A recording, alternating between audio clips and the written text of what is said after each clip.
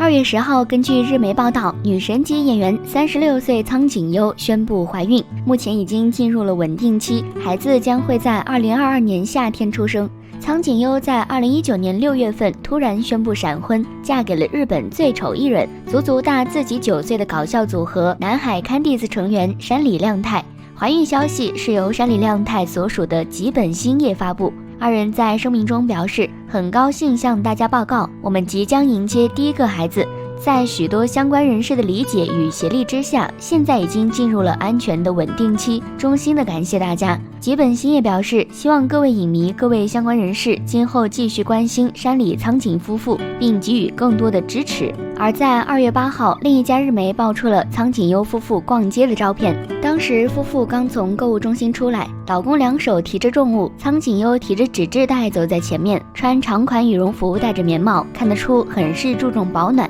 即使戴着口罩也难掩清纯女神的形象。当时不少网友还在纳闷，为何穿着如此随意，如今才想明白，原来是为了遮孕肚。但通过腹部凸起来看，想必孕期已有数月，恐怕至今很多网友还不能理解为何女神能够嫁给谐星。要知道，当初爆出苍井优结婚的时候，话题瞬间上了热搜。其实在山里亮太之前，苍井优曾与不少帅哥明星都有过绯闻，比如冈田准一、大森南朋、铃木浩介，当时突然被爆出恋情，就是婚讯，实属令人震惊。但是这些绯闻男友有一个共同的特点，就是年龄都比他大。对于苍井优本人来说，大叔或许是他的首选倾向。据悉，两人在2019年4月份开始交往，仅仅恋爱1个月便闪婚。其实二人在2018年8月份便一起登上过综艺节目，当时两人的造型便很有夫妻相，后来互留了联系方式，在有人煽其静待的牵线下成为恋人。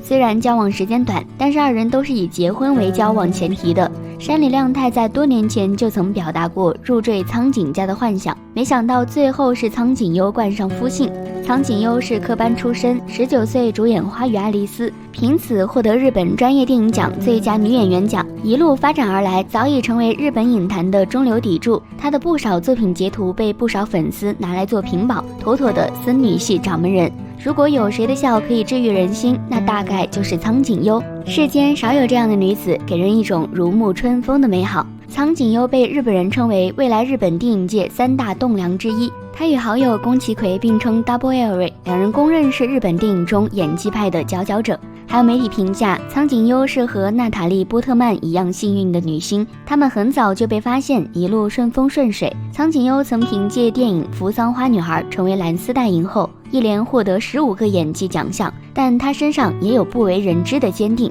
其实苍井优曾是个超级小胖妞，为了演艺事业，她坚持了丧心病狂的包心菜减肥法，减肥成功之后开挂，一年狂接7部戏，成为最炙手可热的小花旦。所以我们看到每一种成功真的不只是运气。对于很多影迷来说，第一次认识苍井优一定是在那部令人震惊的关于莉莉周的一切之中。苍井优在岩井俊二这部极为风格化的青春片中扮演了一位被迫援交的少女。我想看过这部电影的人一定不会忘记她在片中那台挂满吊饰的手机。初次看时，那手机浮夸的令人发笑，但当苍井优扮演的失之自杀身亡之时，她变成了青春的遗骸。事实上，在苍井优的职业生涯之初，我们便能够看到她对多种角色的驾驭能力。2001年有3部她出演的影片，除了莉莉周之外，还有她与宫崎葵合作的《蓝与白形成的蔚蓝色》与《害虫》。虽然苍井优扮演的都是女学生，但这3个角色有着完全不同的定位。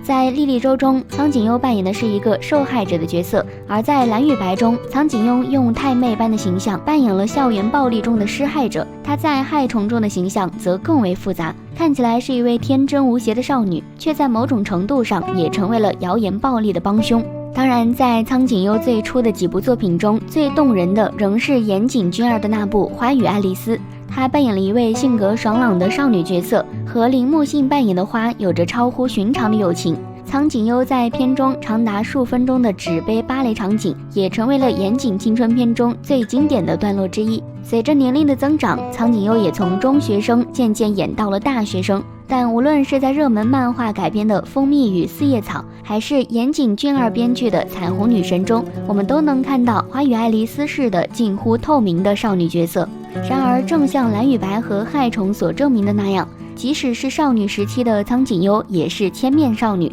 少女并不一定非得是一张白纸，她在许多影片中注入了自己那天马行空的想象力。在与上野树里合作的《乌龟意外之素游》中，她扮演了一位衣着浮夸的朋克少女；而在《欢迎来到隔壁病房》中，她是一位发型狂野的精神病人。在李香日的《扶桑花女孩》中，她成了一位洋溢着青春活力的草裙舞者。作为少女的苍井优，绝不仅仅只是诗织或是爱丽丝，在她生涯初期极为丰富的角色，也为此后的表演之路提供了诸多的选择。当苍井优已经年近25岁，踏入成人世界的时候，她也开始尝试一些更为成熟的角色。在这一阶段中，最具代表性的作品或许是日本女导演蓬田游纪的作品《百万元与苦虫女》。这部影片讲述了一个大学刚毕业的女孩对未来十分茫然，到处尝试不同事物的故事。将要告别少女演员生涯的苍井优，在这部极具现实感的影片中出演，实在再合适不过了。而在职人电影这一具有日本特色的电影类型中，也开始出现了作为工作者的苍井优的身影。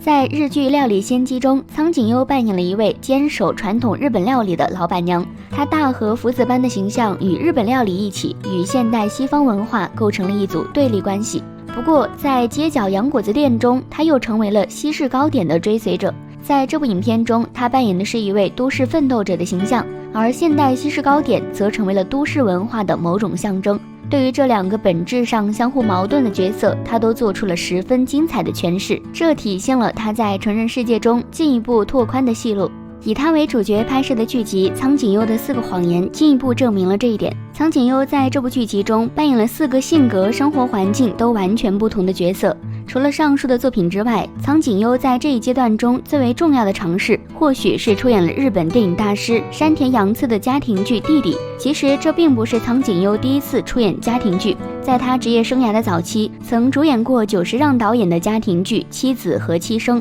但是《妻子和妻生》的主题较为简单，它讲述的是一对姐弟之间发生的单线关系。而从弟弟开始，苍井优作为长辈的女儿，开始处理在更复杂的家庭关系中与不同家庭成员之间的关系。在这一阶段中，苍井优渐渐脱离了青春片的限制，开始处理更为复杂的角色。她开始尝试更为现实主义的作品，包括日本电影中极具代表性的职人电影和家庭剧。如果我们知道他此前就已经尝试了这么多不同种类的角色，那么他后来的突破转型就不那么令人震惊了。首先，他在家庭剧这一类型的影片中继续进行着更为深入的尝试。他长期合作的导演开始从岩井俊二变成了山田洋次。继弟弟之后，他又出演了山田洋次致敬小津安二郎的《东京家族》和杰出的家庭喜剧《家族之苦》3部曲。随着时间的推移，苍井优最具代表性的荧幕形象渐渐从校园少女变成了家庭中的女儿。